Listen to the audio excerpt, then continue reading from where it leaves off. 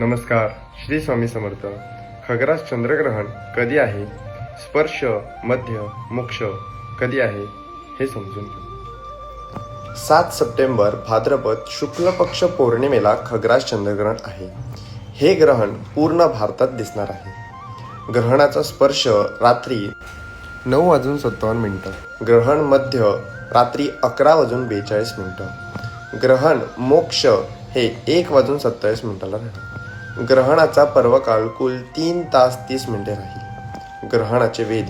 ग्रहणाचे वेध रविवार 7 सप्टेंबर दुपारी 12:37 पासून लागणार असून ग्रहण मोक्षापर्यंत म्हणजेच रात्री 1:27 ग्रहणाचा वेध पाळावेत.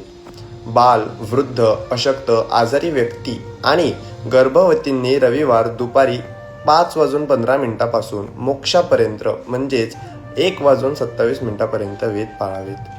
वेदामध्ये भोजन करू नये. स्नान, जप, देवपूजा, श्रद्धा इत्यादी करता येईल. तसेच पाणी पिणे, झोपणे, मलमूत्र उत्सर्ग करता येईल.